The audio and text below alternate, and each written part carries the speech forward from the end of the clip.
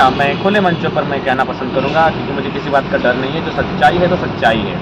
क्योंकि अगर झारखंड की बात कही जाए तो झारखंड में अनगिनत समस्याएं हैं, लेकिन ज़मीन की समस्या भी एक महत्वपूर्ण समस्या है। आज आप रांची की बात करें, मैं रांची में खड़ा हूँ। यहाँ अगर मुझे समय दीजिएगा रिसर्च करने का, तो मैं जब 5 साल रिसर्च करके लाऊंगा तो यहाँ जितनी भी तमाम हत्याएँ झारखंडियों की हुई हैं, वो कहीं ना कहीं ज़मीन विवाद को लेकर हुई है। इसलिए ज़मीन जो इंसान की सबसे बड़ी संपत्ति होती है। बिजनेस और धन, नौकरी चाकरी, ये एक फिक्स टाइम तक होती है, एक लिमिटेड टाइम तक होती है। ज़मीन जो होती है वो हमेशा कहीं ना कहीं आदिकाल से और आगे भविष्य तक चलेगी। इसलिए ज़मीन एक बहुत बड़ा मुद्दा है, और इसलिए मेरा भी मानना है झारखंड को ज़मीन सुरक्षा जो कानूनी है CNT SPT उनको मजबूत करना चाहिए, और यहाँ के लोगों की सबसे बड़ी संपत्ति को बचाने का प्रयास करना चाहिए। आप जब बोल रहे थे IAS IPS और नेता मंत्री तक गए, लेकिन जब सिपाही, हवलदार, इंस्पेक्टर, सब इंस्पेक्टर की बात आई तो उन तक आप बेचारे हो गए। हाँ, मेरा भी मानना है जो इंस्पेक्टर होते हैं, जो हवलदार होते हैं, या किसी थाना पर के प्रभारी होते हैं, या फिर किसी ब्लॉक के छोटे मोटे पदाधिकारी होते हैं, कहीं ना कहीं उस करप्ट सिस्टम के आगे वो बेबस हैं। उनसे मेरी बात होती है, टेलीफोनिक बात होती है, बोलते हैं जरा बाबू हम लोग क्या करेंगे, हमारे ऊपर बड़े बड़े अधिकारी हैं और हम लोग के साथ ऐसा ट्रीट करते हैं जैसे हम लोग भी जानवर हैं। ये पुलिस पदाधिकारी बताते हैं जो थाना लेवल में हैं कि हमारे जो रैंक के अधिकारी हैं हमारे साथ बहुत बुरा ट्रीट करते हैं। तो इसलिए हम लोग ड्यूटी में हैं, लेकिन आपकी विचारधारा का समर्थन करते हैं। आज ही हमें थाना प्रभारी को कॉल किए थे एक मुद्दा को लेकर, जैसे परिचय नहीं बोला, अरे आपके तो हम जबड़ा फैन हैं। तो कहीं ना कहीं वे लोग लाचार लोग हैं, मिडिल क्लास फैमिली के हैं। हमारी लड़ाई उस सिस्टम से है जहाँ ऊपर में बैठे लोग हैं। अगर वहाँ सिस्टम सुधर जाएगा तो नक्सली समस्या का अंत तुरंत हो जाएगा। जबड़ा फैन की आप बात कीजिए, जो भी अधिकारी हो, एक दिन मैं कोई कार्यक्रम में गया था जो झारखंड का रहा था, तो कुछ लोग बैठे हुए थे जवान आपस में, और वो एकाएक आपस में लड़ गए। हमने बोला भाई आप क्यों लड़ रहे हैं? तो ये बोल रहे हैं कि जयराम महतो के हम समर्थक हैं, तो जयराम महतो मेरे लिए समर्थक है, तो जयराम महतो को हम मुख्यमंत्री बनना देना चाहते हैं, देखना चाहते हैं।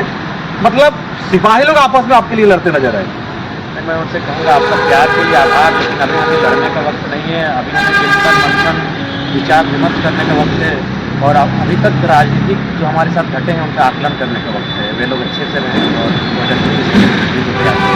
वर्तमान जो परिस्थिति है, अभी मैंने देखा कल दिन जो युवा सड़कों पे उतरे थे, क्या कहें?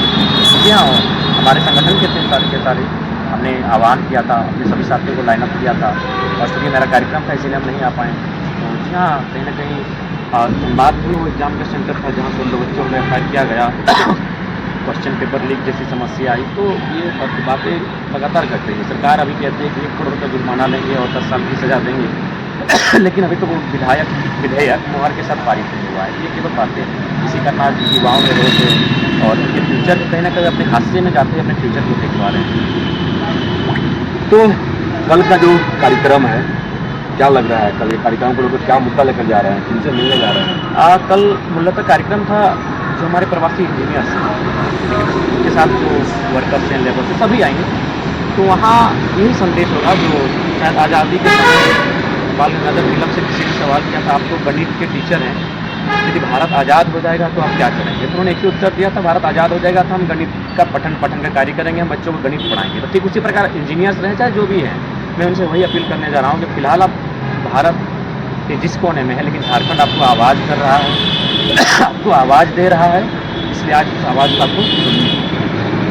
जब चुनाव लड़ेंगे तो जाहिर सी बात है हमारे सामने जो भी विधायक सांसद होंगे उनको टारगेट करेंगे, लेकिन उनकी पर्सनल लाइफ से हमें कोई वास्ता नहीं होगा। हम उनकी नीतियों की आलोचना करेंगे। उन्होंने जो अपने हमारे राजस्व का नुकसान किया होगा, अगर राजस्व के मद से कुछ नुकसान किया होगा, हम उनकी चर्चा करेंगे। आज हमने सभा में चर्चा किया कि 260 करोड़ में विधायकों का बंगला बन रहा है। अगर उस बंगलों को नहीं बनाया जाता तो एक जिला के हिस्से में 11 करोड़ आता। अगर 5 करोड़ में एक बड़ी योजना आती तो एक जिला को 2 योजना मिलता। तो उन पर मेरा अधिकार है, क्योंकि आप राजस्व का नुकसान कर रहे हैं। जो पैसा आपको जनता के लिए लगाना था, तो इन सब पर सवाल होना चाहिए। तो भाई जयराम महतो को भी अपने बातों से जाने जाते हैं और बेबाक बातों से जाने जाते हैं, लेकिन कल पहुंच रहे हैं बेंगलोर।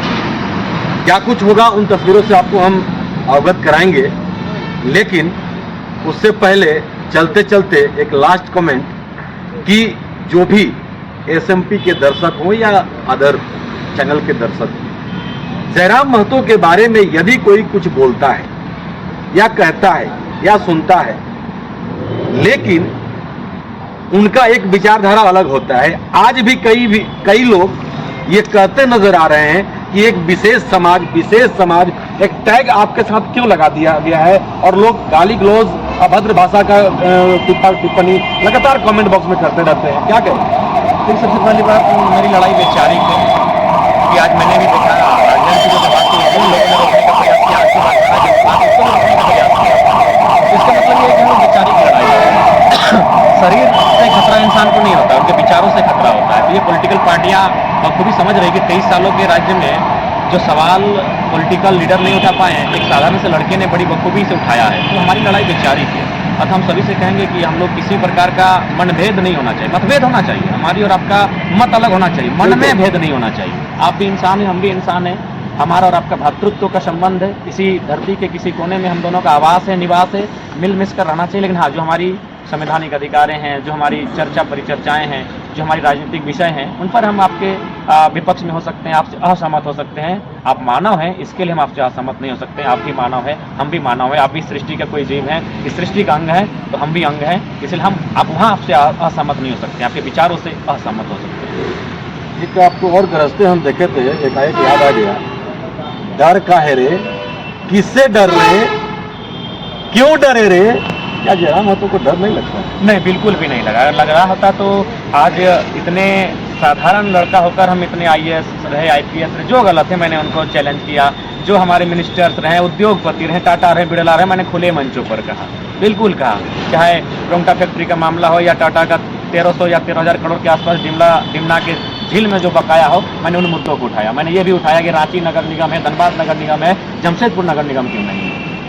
तो मैंने बेबाकी से हर मुद्दों को उठाया, क्योंकि डर इस बात का इसलिए हमें नहीं है क्योंकि मेरा मानना है इस दुनिया से, संसार से एक दिन सबको जाना पड़ेगा। चाहे वो 610 ट्रिलियन में फैला हुआ सूरज हो या 510 मिलियन वर्ग किलोमीटर में फैला हुआ धरती हो या फिर 38 मिलियन वर्ग किलोमीटर में फैली हुई चंद्रमा हो, एक दिन नष्ट सबको होना है। तो जब सबको नष्ट होना है, यहाँ से विलीन हो जाना है कहीं, तो फिर डर किससे करना है? क्यों डरेंगे? जो मुझे मारेगा वो भी एक दिन मरेगा। मैं तो अपने हक की बात कर रहा हूँ, मैं अधिकार की बात कर रहा हूँ, मैं बराबरी की बात कर रहा हूँ, मैं सामाजिक न्याय की बात कर रहा हूँ, मैं सामाजिक व्यवस्था की बात कर रहा हूँ, मुझे डर की बात कर रहा हूँ। चलिए चलते चलते, हालांकि आपके पहुंचने से पहले मुझे उम्मीद है मैं ये खबर लोगों तक पहुंचाने की कोशिश करूंगा।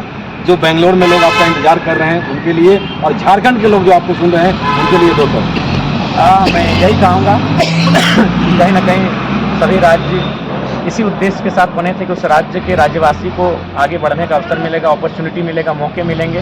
लेकिन आज हमारे राज्य में 23 वर्षों के बाद भी 40% खनिज संपदा देने के बाद भी हमने पलायन, विस्थापन, अतिक्रमण का दंश झेला है। अतः आज हमें एक बार पुनः राजनीतिक चेतना, राजनीतिक समझ जगाने की आवश्यकता है, क्योंकि भारत एक संवैधानिक देश है और संविधान का संबंध राजनीति से है। तो राजनीति को मजबूत करने के लिए हमें अच्छे राजनेताओं की आवश्यकता है, जो हमारा प्रतिनिधित्व दिल्ली और रांची की राजधानी में आकर कर सके।